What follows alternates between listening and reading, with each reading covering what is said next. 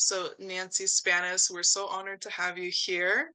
She has the author of many books, but the book tonight will be called Defeating Slavery: Hamilton's American System Showed the Way.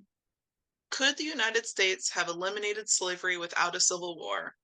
In her 2023 book, Nancy Spannaus argues that the hope for doing so lay in adopting Alexander Hamilton's principles for industrialization.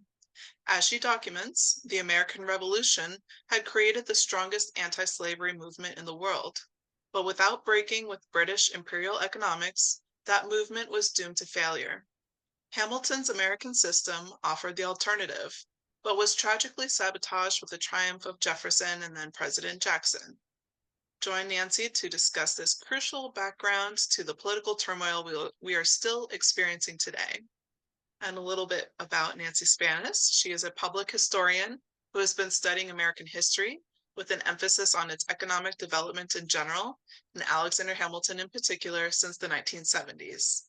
In 1977, she co-authored a book of writings on the political economy of the American Revolution.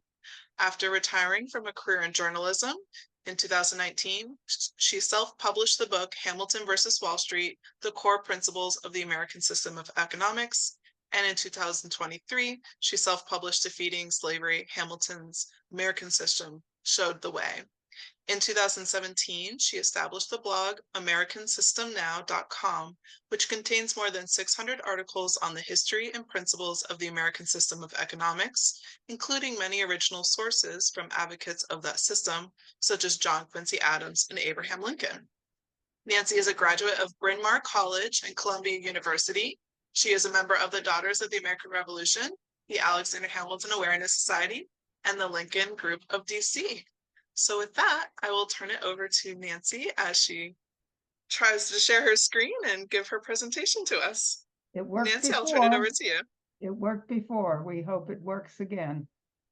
So what I want to do tonight is give you some highlights from this book, which I published in November of last year. I began it in 2021 when I felt that this issue of how we dealt with slavery in our history was becoming very hot and also very misrepresented in many cases.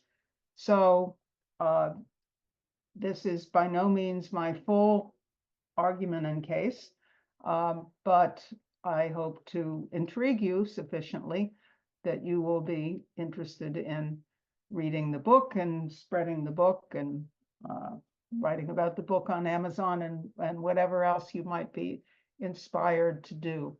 I did try to get this book published by University Press, and they were all very polite, but one of them said, well, we don't do big argument books. Well, this is a big argument book, which I think is very important at this time in our history. So, as I said, this is based on the book. You're not going to be able to read that little thing anyway. You can only read it in the big one, which features appropriately the Passaic Falls, the site of this Society for Useful Manufactures, in conjunction with the fight against slavery, because that's the core concept of the book. Now, the book's not organized this way, but these are the major theses which are supported in it. First, that we in America at the Revolution created a strong anti-slavery movement, the strongest in the world. The second, that to realize that abolition, it was necessary to break from the British economic system, which consigned us to supplying raw materials. Third, that Alexander Hamilton was the guy on the scene who put forward the economic principles and laid the basis for breaking with that system. And four, that it was the sabotage of that industrialization program called the American System of Economics, which effectively made the Civil War necessary to end the slave system. So there's an integral connection between the the end of slavery and the need to industrialize. So first, the first thesis takes up a fair amount of the book because, in fact, just as slavery has been underplayed in a lot of our history, so has the anti-slavery movement in the early United States, because it didn't begin in 1830, it began a lot earlier. If you've heard of anything about it, you know that the Quakers were prominent. They were actually a substantial portion of the population here. That agitation began as early as 1688, and it was centered heavily in Pennsylvania, but not only. This fellow actually supposedly looked like this, Benjamin Lay. He wrote major attacks on anybody who held a slave or dealt in slavery as an apostate to Christianity, and did a lot of wild things like spurting blood on people, and was kicked out of the Quakers, but had a major impact through his writings nonetheless. More important was this fellow Benezet, because he was at the center of actually creating an international movement across the Atlantic with people in Britain and France and Benjamin Franklin and others to oppose slavery. He set up schools for Black children, both enslaved and free. He did research. He interviewed ship captains of slave boats and exposed the horrors. He went and wrote about countries in Africa, such as Guinea, attacking the idea that they were also savage. It was really a benefit for slaves to be sent to the United States. And he established the first anti-slavery society anywhere in the world, as far as I can tell, in Pennsylvania in 1775. The first one established in Britain was in 1787. Now, it wasn't just the Quakers. The New England Congregationalists were also very much in the forefront of the anti-slavery movement. This is James Otis. You would know him from the Writs of Assistance fight in 1761, but he expanded that fight, as you may know, to asserting the natural rights of all Englishmen and how they should be extended to Americans. And he extended that to condemn the enslavement of Africans, saying there is no basis for discrimination on the basis of race, which was a real shock at the time when he did that. Samuel Adams, very prominent. As you can see, these are prominent leaders of the revolution, and they are on record and in activity. In the case of Sam Adams, he's introducing legislation into the general court in Massachusetts, calling for the banning of the slave trade, and in some cases, calling for the end of slavery itself. And town meetings are supporting those resolutions. And him doing that, every one of them gets sabotaged by the royal governor. Of course, it's not only white voices, there are also significant Black voices. Most significant and publicized is Phyllis Wheatley, whom you probably know the case of. She was a cause célèbre for the enslaved and for those opposing slavery, and a real thorn in the side to those who insisted that Black people were inferior in their mental capacity.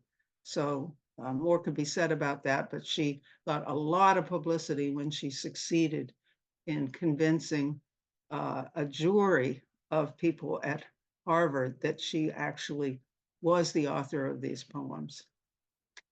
Then you have Samuel Hopkins of Rhode Island, another Congregationalist, and he went so far as to write a major pamphlet on the eve of the Second Continental Congress, demanding, when the representatives acted to go the next step in challenging the British clampdown, that they also abolish slavery.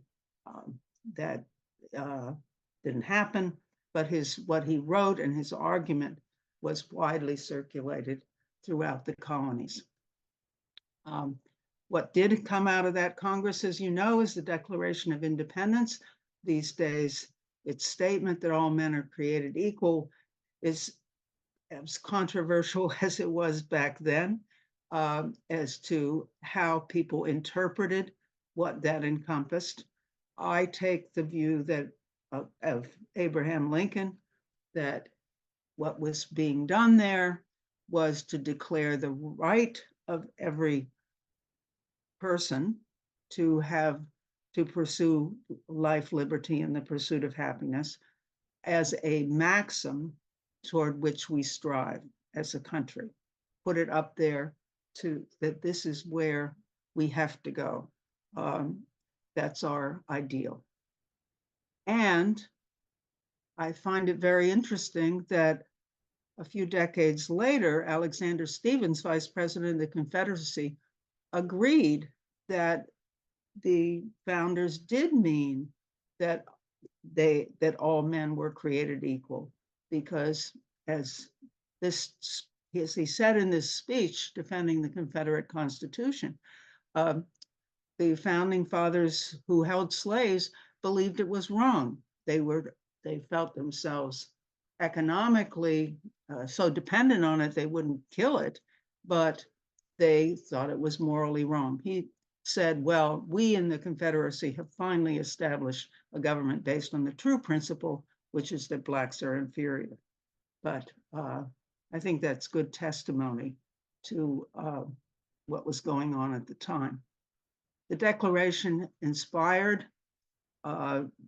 many people, not only in the white population, but also in the Black population, particularly free. Prince Hall, one of the examples up there in Massachusetts, but not only, using the Declaration to bring suits for liberty and demand that slavery be ended. And we had manumission societies begun. The New York Manumission Society formed in 1785. The second one that I know of, actually, after the one in 1775.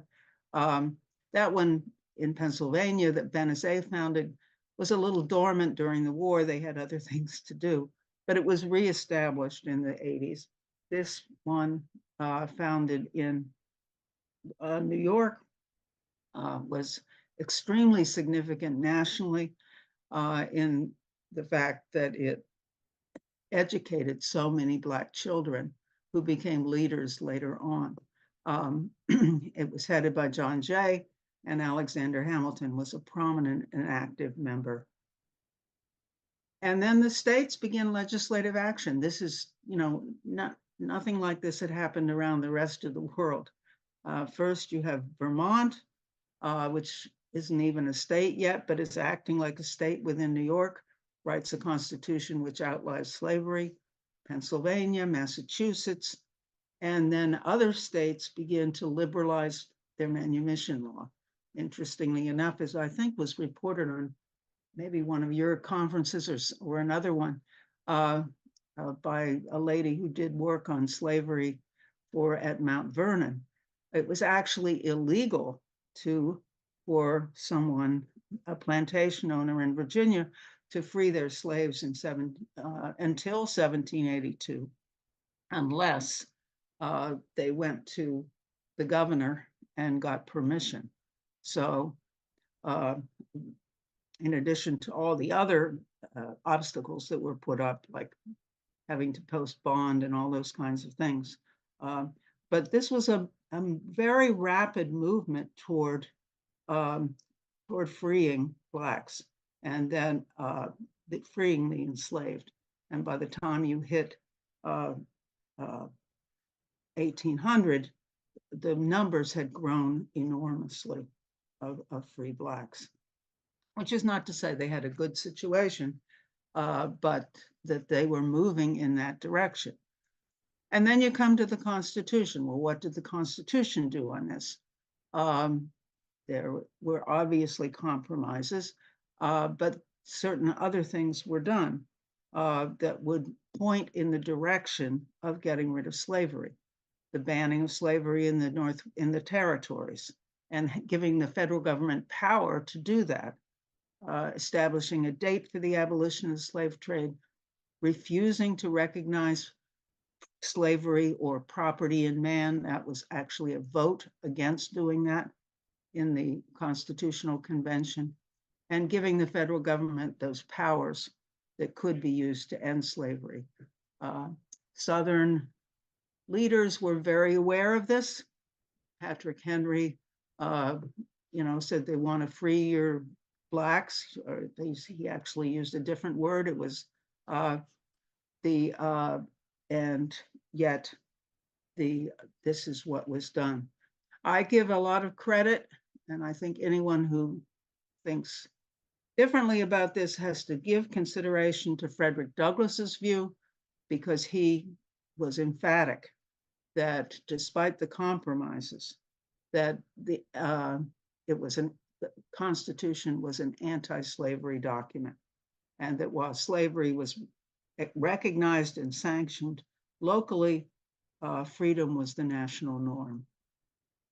Now, the second point is that the British imperial system had to be replaced because it was a major support for the slave system. And that was true all the way up to the Civil War. First, you've got all the vetoing of the legislation that was carried out. The first one I know of was in 1712 in Pennsylvania. That was legislation to massively increase taxes on the slave trade that would have crippled it. And the Crown would consistently say, no, this is a big source of income for us. You can't do that.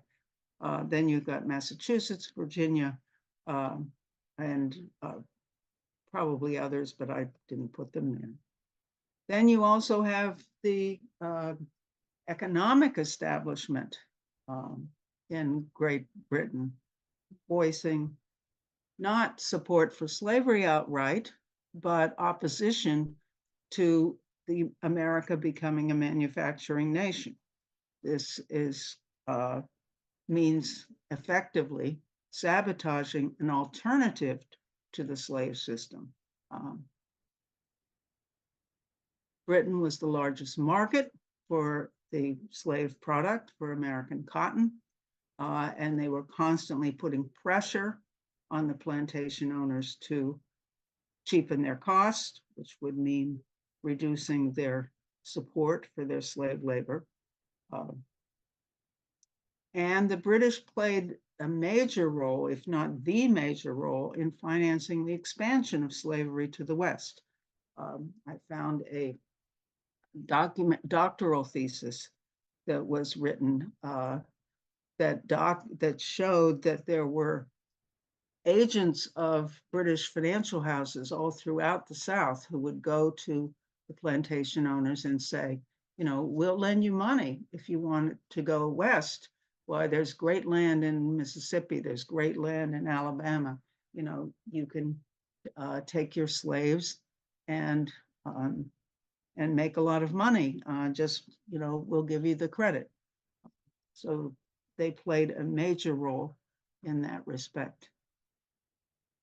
And on the manufacturing front, the British were consistently prepared and did carry out trade war to try to bankrupt any manufactured developments in the United States.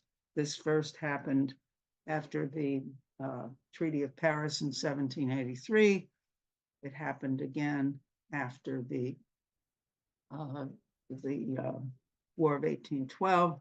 This is an example of a guy in the Parliament who is saying, look, it's well worth us sending stuff over at a loss in order to stifle in the cradle foreign manufacturers. Ironically, or not, I don't know how typical it was, but this guy Brougham is well known supposedly as a big anti-slavery guy, but what he is doing is supporting the slave system by trying, in the United States, by trying to destroy the manufacturing alternative to that.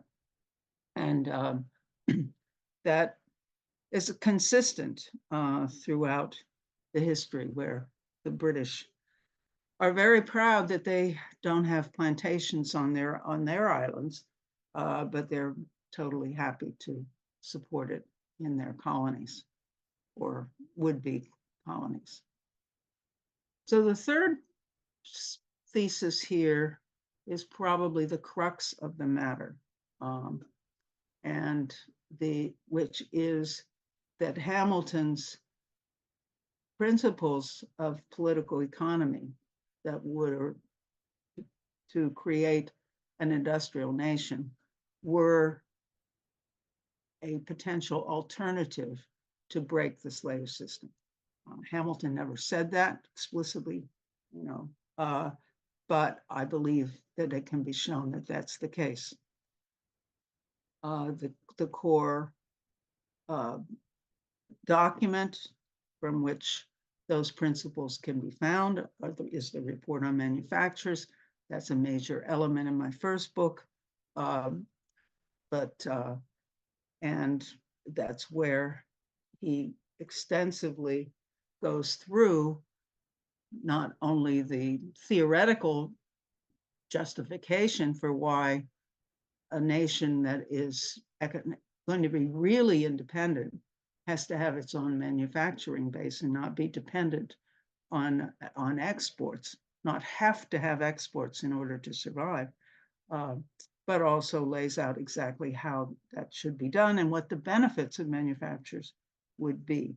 And that report, interestingly enough, begins with an attack on Adam Smith, not by name, but the argument which is laid out that he is attacking is that of Adam Smith.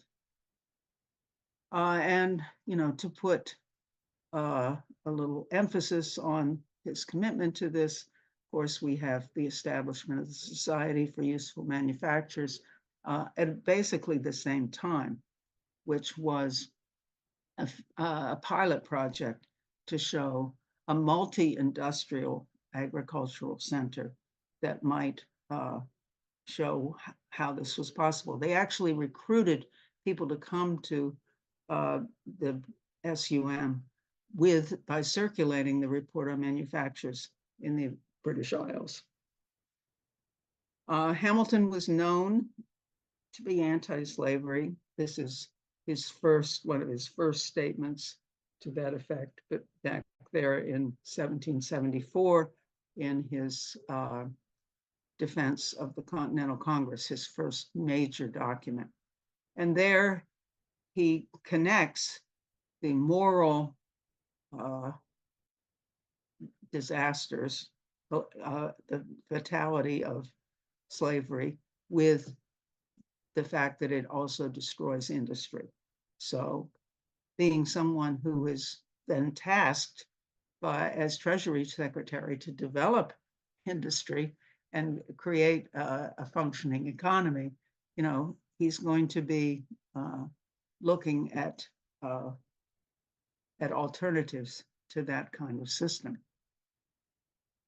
And he does elaborate effectively in the Report on Manufactures that progress depends upon increasing the productive powers of labor through mechanization. He's constantly talking about labor-saving devices, one might say, and technological progress.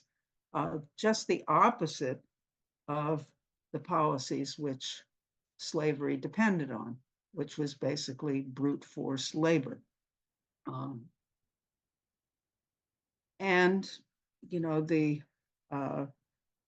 he's clear, this is brief, but, indicative in my mind, that what will be developed through supporting manufacturers is an advancement of the human mind. And in fact, that it is it's the product of the human mind in terms of invention and technology that allows the wealth of the nation to be promoted.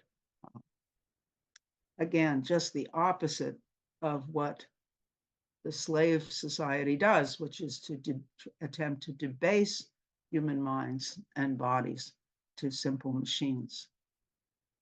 Now, one section of the book in this area is devoted to refuting the idea that slavery was the basis of wealth in this country.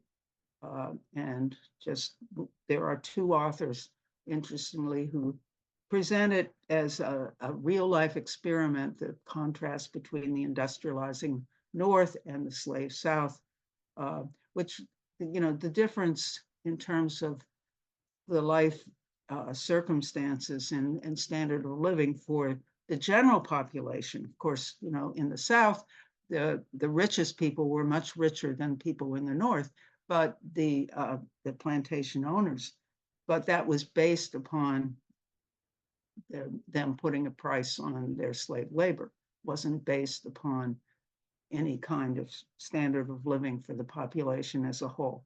So that's one element that actually makes it very clear. And it was clear to people as early as the 1790s visiting from Europe that places like Virginia were impoverished. The roads were almost impossible. The housing was terrible. It was just compared to New England and Pennsylvania towns, it was a disaster. Real wealth, as is supported by Hamilton, depends upon infrastructure. It depends on a workforce that thinks, education, the power to produce efficiently. And that is what's precisely prevented in a slave economy. And many Southerners realized that. This guy, Hinton Helper, wrote a major documented book with census data from the 1850s demonstrating how the slave system had prevented the South from having manufacturing, from having schools, from having railroads, and he blamed the slave oligarchy, his term. Not the North, not as many people would, or you could even blame financiers in the North for part of that, but he blamed the slave system and demanded that that actually be ended. But that didn't happen. The person who was this guy, Henry C. Carey, was Lincoln's one of Lincoln's chief economists, and he began and a Hamiltonian, and he began in the 1850s to write about how industrialization could end the slave system. He wrote a major book in 1853 and worked on programs that he provided to the Lincoln administration. This is what Hamilton never did, but using his principles, he laid that out. Industrialization could lead to the end of the slave system by raising the value of labor, by increasing population density, by creating towns, education, and so forth.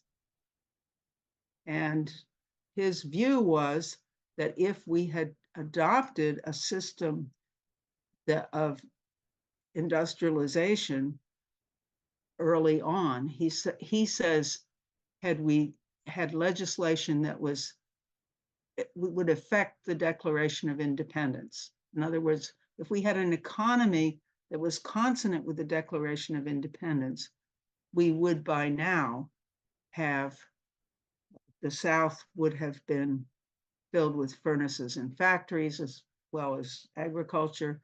The laborers would be free people, white and black, and we would have been actually economically free from Great Britain, whom he accused of working to bring about a separation of our country. So the last section, the sabotage. Hamilton was not able to do a whole lot toward actually moving to end slavery. But some of the initial infrastructure for industrialization was established under his regime. And in fact, stabilizing the credit system, creating a source of credit in the national bank, things that Dick Silla has laid out as his financial revolution. But beginning with the Jefferson administration, all those aspects were under attack, where he sought to kill the national bank, end federal support for infrastructure, reduce taxes to a perilous level, and discourage manufactures. And one thing he did, which I find, Nicole may have mentioned this before when she talked about the Haiti, but one of the first things Jefferson also did was cut off commercial relations with Toussaint Louverture, who was a Haitian revolutionary who wanted to establish a workable government. He wasn't he didn't want to exterminate all whites. He wanted to keep the whites there. He wanted to create a functioning economy, stable government, and Jefferson cut that off because that was not his predilection. He, of course, also presided over the massive expansion of slavery through the Louisiana Purchase. The slavery already existed in that purchase, of course, through France and Spain. Interestingly, the Congress, when they approved the purchase, not only banned there being international slave trade into Louisiana, but also domestic trade into Louisiana. That would have prevented the migration of the slave system into places west of the Mississippi there. But that was reversed a year later with the approval or encouragement of Jefferson, who said that his policy for ending slavery was to diffuse it throughout the country so people wouldn't feel a threat, there wouldn't be concentrations of slaves, and they ultimately would free them, which I think is insane. So Jefferson's attacks on the Hamilton's policies resulted in the closing of the national bank. The U.S. barely survived the War of 1812. See here, fortunately, the British thought Napoleon was the bigger threat, so we got away. But after the war, Hamilton's vision came back, particularly through Matthew Carey, and he began to reprint sections of the Report on Manufactures. He set up organizations to encourage manufacturers, canals, and other infrastructure that was necessary. Industry is the only sure foundation of national happiness, greatness, in its useful form. And under John Quincy Adams, this policy began to take off. The Army Corps of Engineers got the okay to begin to map out a canal structure for the country, and then railroads, tariffs, supported industry, and we began to make some progress, which was immediately countered by the creation of the Democratic Party. The Democratic Party, as you may or may not know, was an alliance of New York politicians connected to the financial center there, and an organization representing the slave owners of Virginia, the Richmond Junto, which And they created this alliance, which in 1828 formally formed the Democratic Party. And their standard bearer, of course, Andrew Jackson. Why Andrew Jackson? Well, he was a military hero. How are you going to get people to mobilize against what allegedly was a plutocratic program of economic development, even though what was going on was very broadly circulating and not simply within the major cities. There were canals being built throughout Ohio. There's throughout the rest of the states, industries established and so forth. And one of the key instruments of that was the Second National Bank, which had been established after the War of 1812. But so the major target that was established was the Second Bank of the United States. And Jackson mobilized his populist base to target and kill that Second Bank of the United States, which was required as a source of credit to support infrastructure development and the industrial development and commerce, and was acknowledged as such. There was a mass of memorials sent to Congress complaining about his action to kill the Second Bank when he pulled the money out. But that was ignored, and he went ahead.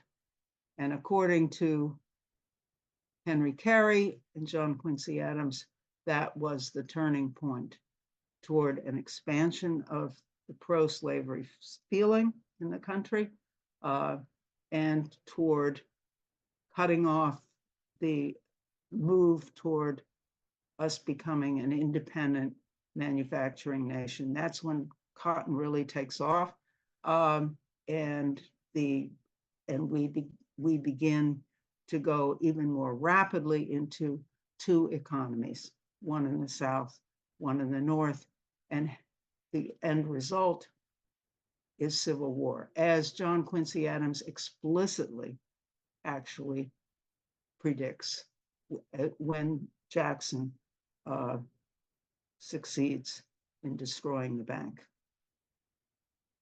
I conclude this book with a very short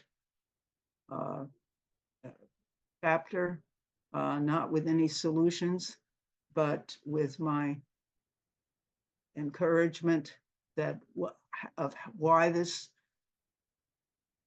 is important, that we have to get our history straight. People are confused now. We always had a fight against slavery, and people need to know that.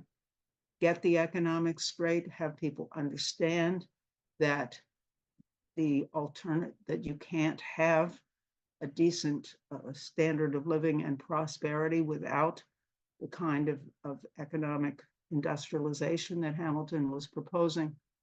And in terms of the longstanding cultural problem and animosities that we have, the only solution I see is to restore a common purpose, that being up for grabs. And then this is for more background. This is how my blog, the books, and my email, because I am open for questions and dialogue anytime. And that's it, folks.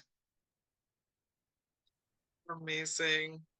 Thank you, Nancy. It's really, I mean, it's one thing for us to have the presence of an author, but for you to put together this incredible presentation and I think give everyone such a good introduction to your book and all the different ideas and research that it has in it. So I really hope that this encourages everyone to go out and grab a copy and dive a little bit deeper into what Nancy has shared tonight. And I do ask that everyone let us know your questions in the chat. Now is your chance, whatever you'd like to ask Nancy, either about her presentation or about her book, some of the things that Nancy has shared tonight. And while you all start putting your questions in the chat, Nancy, I would love to start it off and just learn a bit more about the background of what drew you to write this book in the first place. Well, the certain things were happening in 2019 to 2020, which uh, which really spurred me. I mean, I have had a longstanding interest in the civil rights movement. My husband was very active in it, and so forth and so Mm, on. But the so the idea of, and also, I mean, even in Dick Silla's major book, he says, you know, the one economist that might have had allowed us to end slavery without a civil war was Hamilton. You know, so it's not like it was a brand new, you know, idea, but in general, people hadn't put together the economics and the anti-slavery movement, which now there's more on that early period. I was surprised to find that. But the things that sort of galled me, you know, because I tend to respond to that. 1619 Project saying we were founded in 1619. You'll find stuff in the book on that, because, you know, we weren't. And number two, the murder of George Floyd, which really exposed, you know, our continuing problem with the legacies of slavery. And the third was the attacks on Hamilton as a slave owner, which your father, you know, encouraged me greatly, and Michael Newton, you know, backed up in a tremendous way. I had to do battle on that last week. You know, it was the first time I've had a presentation where somebody said, "What about, you know, how do you do this when Hamilton was an enslaver?" And I had to say, mm, well, you know, I've got what, go to this website, you know, and that's what I did, and because I don't think it's true. Um, so those three things sort of goaded me, uh, and the more I got into it, the more I did on the depth of the anti-slavery movement, which there's a 700-page book that came out in 2016 by Manisha Sinha on that movement. I mean, there's a tremendous amount of that we just, I mean, people have no idea what mhm. was actually going on. It's our history is so surface that it's unfortunate. Well, that's very powerful. Thank you for sharing some of the background of what inspired you. We do have a question here. Well, commentary and question about Andrew Jackson and some of what you were sharing in your presentation. What was Andrew thinking? That might have been a rhetorical question. What was Andrew Also, thinking? Andrew Jackson, but also just a question about, was Alexander Hamilton's son working from Andrew Jackson? I don't know if you have a lot of background on that. I'm happy to add to whatever you You have can to fill share in. about I that. know he was, and Mhm. I remember Jackson saying something to him, you know, your father was against the bank or something like that. I mean, some ridiculous thing. I don't think Andrew Jackson was a scholar, but of any sort. But Yeah, so yeah, James Hamilton, he did serve as the acting Secretary of State for Jackson and actually was very close socially with Jackson. And even when he was no longer acting Secretary of State, apparently Andrew Jackson did turn to him for, in general, uh, advisement and different things throughout his presidency. And I believe that he also appointed him a pretty prestigious district attorney role in Florida, if I recall correctly. But he did he did tell according to James Hamilton's reminiscences later on that well, your father was against the bank, not realizing apparently that Alexander Hamilton founded the bank and was a strong proponent of the necessity for a national bank for the nation to prosper. And actually, that sort of ties into another question that I had for you regarding Matthew Carey and how he was really shared Hamilton's report on manufacturers. And I'm curious if you got a sense in your research that it became, that Hamilton's report not really well known and well circulated during his time, and that Matthew Carey, through his promulgation of Hamilton's report, do you think that helped it live on a little bit more, at Oh, yeah, least in I those think circles? absolutely it did. Well, because the first thing he did, I believe he was the first one to publish it publicly in his journal, the American Museum, which he had right around the time of the 1790s, like I think it was only 4 or 5 years, but it was right in that cusp around the 1790s. And he did publish it at that point. So, but that wasn't a mass, I mean, we didn't have mass circulation publications at that time. But, it would have circulated, but not among various elites, but it would not have been otherwise. Um, but definitely, Carey was an inveterate publicist, and when he wrote numerous pamphlets.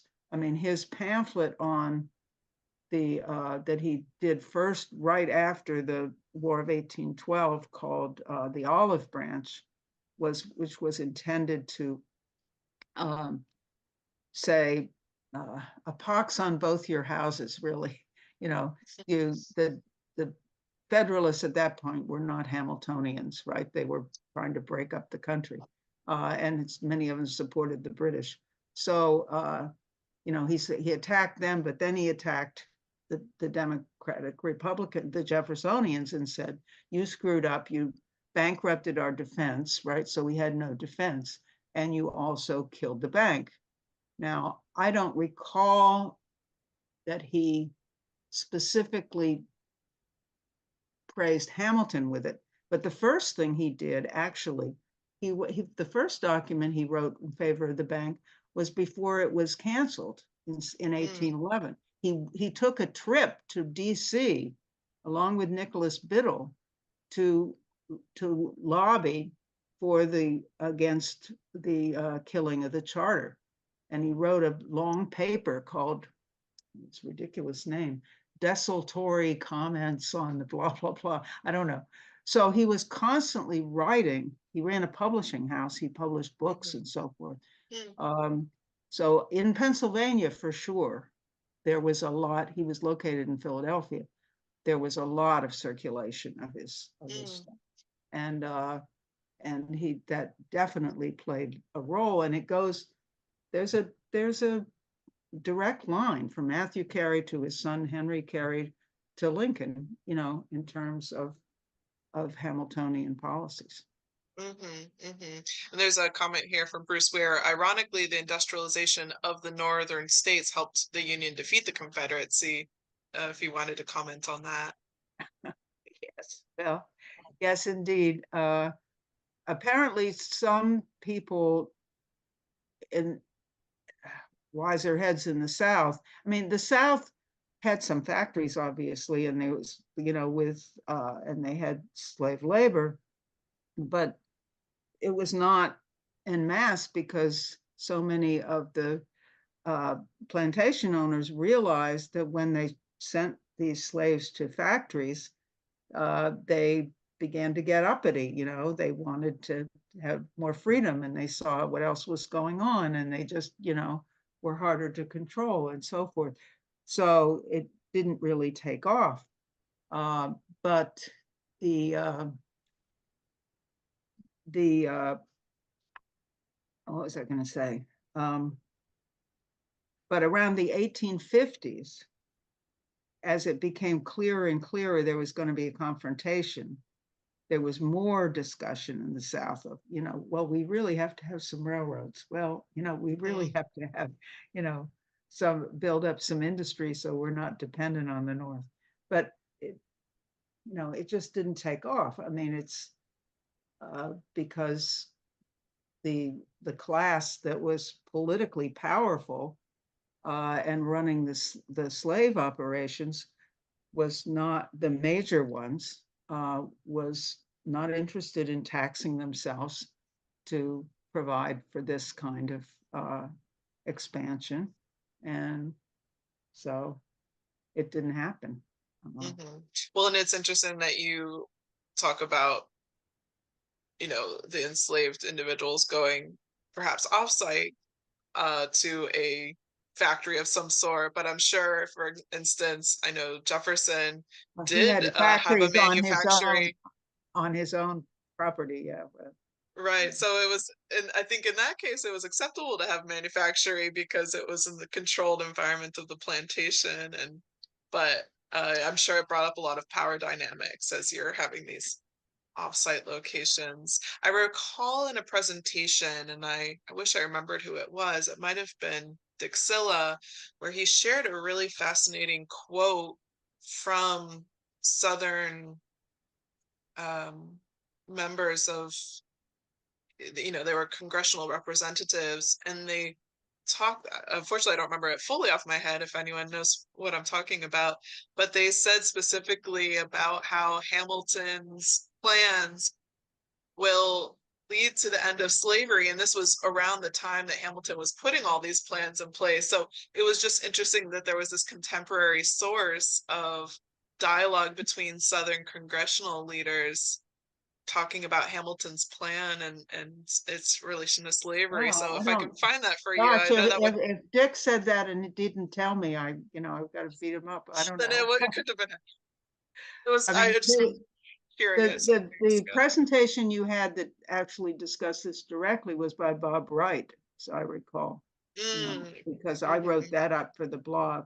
He hmm specific, but he had a totally different angle on it. I mean, hmm in terms of the cost of slavery to an economy. Right, right. A Yeah, different lens to view it. We right. have this comment from Eliza M. Fantastic presentation, Nancy. It's good to see you. I don't have a question at the moment, but I wanted to share my favorite Hamilton quote that is relevant to the topic.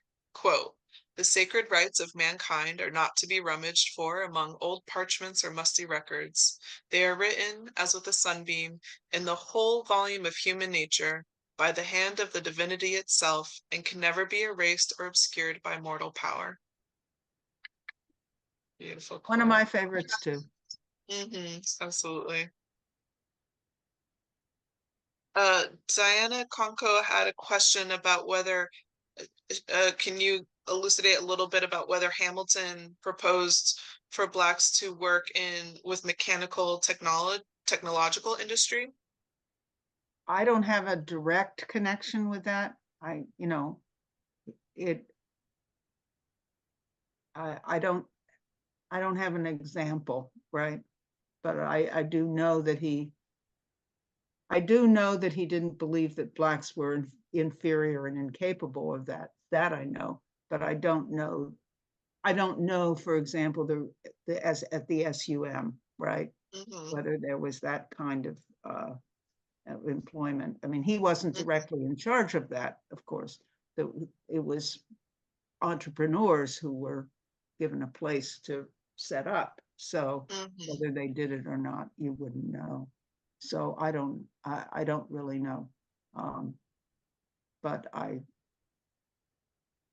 well, I think we can certainly look to his writings about how he proposed having a mixed economy to allow those to find their place, because for some people working on a farm might be their ideal working environment, for others not, and by having a diversity of right, options. And then right. also, there have been writings of his talking about how he viewed the expansion of the economy to help the African Americans to be able to have more of a participation in the economy. So I don't know. I've never come across any quotes specifically about mechanical technological industry related to blacks, but certainly the spirit of what he talked Well, about. certainly. Oh, actually, yes. The African Free School in New York.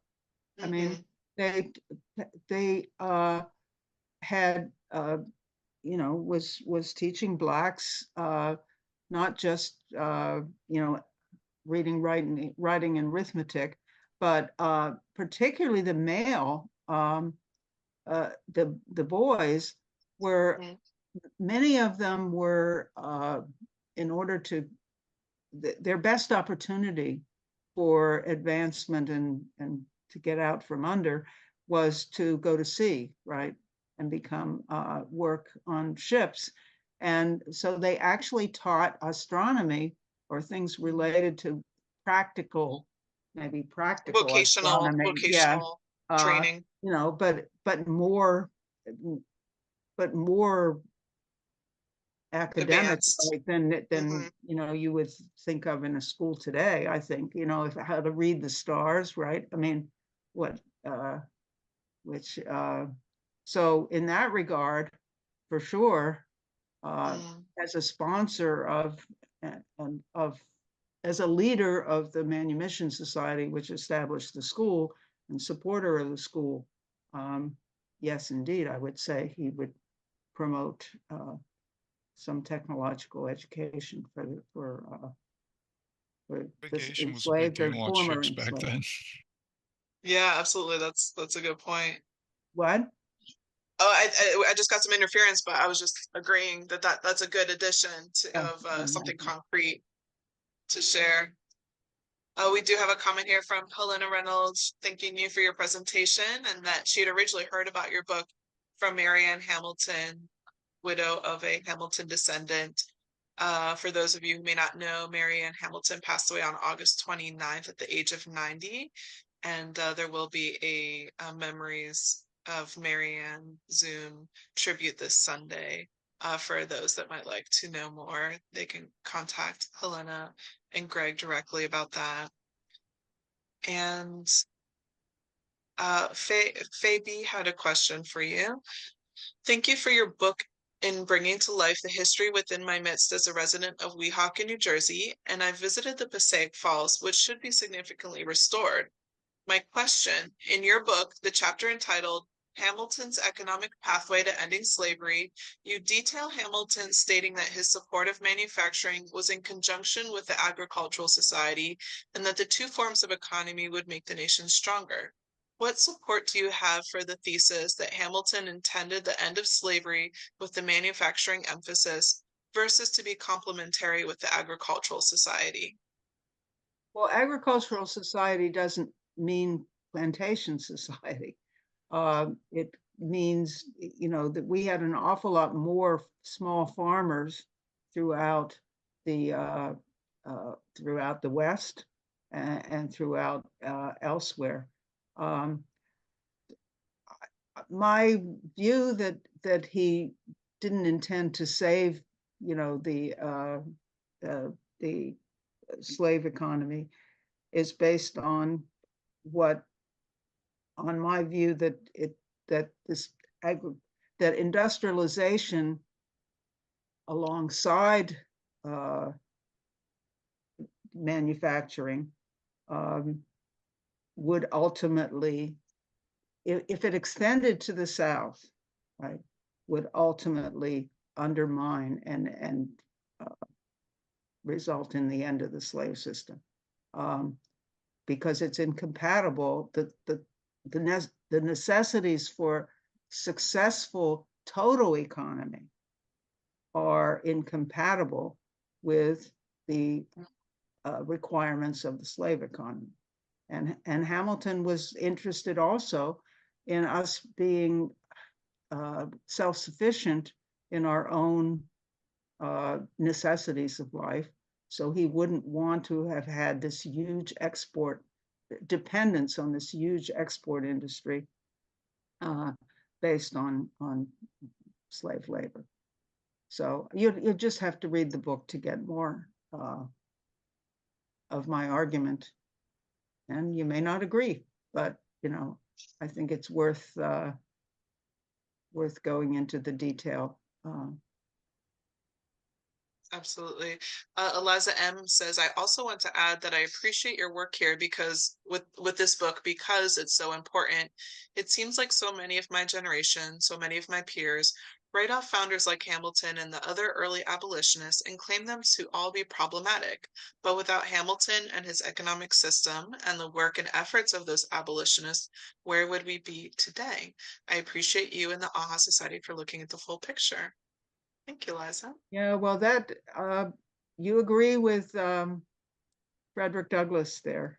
He specifically said, you know, the activity in the 1830s, well, it actually kept building. In the 1820s was the beginning of the first Black newspapers, or the first papers devoted first to emancipation, then Black newspapers, then, increasing legal action and pressure on Washington, D.C., and so forth. The fact that something is not successful doesn't mean there wasn't a movement to end it. And the and what Frederick Douglass said was that it was very important that the educational role that the abolition societies played in the earlier period, because they equipped people who then were able to take more what you might call radical action Mm. in the later time. Well, and I think a lot of the smaller, which aren't really that smaller efforts and changes slip out of the mainstream historical record. But if we look at, for example, under Hamilton's tenure as overseeing the Treasury Department, there was a law that was passed that made it illegal to import slaves from abroad on a US owned vessel. So while they were grappling with trying to, it's so much more well known, the later laws that were passed that prohibited it completely, but this was an even earlier law. And so not only was this law enacted, but it was Hamilton through the Revenue Cutter Service, which we today know as the US Coast Guard, that was tasked with overseeing that. So here, this service that he created and then oversaw the the carrying out the protection of this law from this occurring. There's a statistic that says that over 500 ships between the passing of this law in 1794 and the Civil War in 1865, there were over 500 ships that were captured by the Coast Guard, and every person on that ship that were brought in through this means were brought in and made freed. They were not enslaved. So when you multiply that, even though it was on a national scale, and there were still steps to be moved forward, same with the New York law for manumitting Right. in New York City. Even as the dial was moved, it's important to recognize that in an unpopular time, they were able to move the needle to be able to get to a point where it could be eradicated. Yeah, I have that legislation, and I think it's 1794 was passed Yes, there. And of course absolutely. the states were doing it. Were passing laws also. The northern states were passing laws because it was going in that direction. So Absolutely. And for those that would like to explore a little bit at the beginning of the Q&A session, Nancy mentioned about the publications referring to Hamilton as being an enslaver. There's been some really poignant research exploring that further. Michael Newton here in the chat shares a link to the essay that he co-authored on whether Hamilton was an enslaver. It really dives deep into the research on that. And so you can find that at discoveringhamilton.com. Was Alexander Hamilton really an enslaver? You can also find links to the latest research on the ahasociety.org. So we do encourage you to keep exploring this topic. There's as Nancy has seen, there's so many different avenues and lenses with which this topic can be explored and, of course, should be explored. And you've received so many compliments here on your presentation, Nancy, and I would just like to close tonight by asking you if what do you most hope readers to take away from reading your book? If they could only take one message away, what do you hope that is? One message.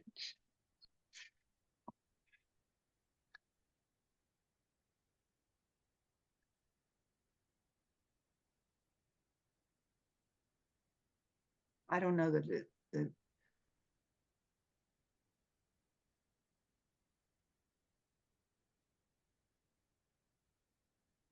I think it's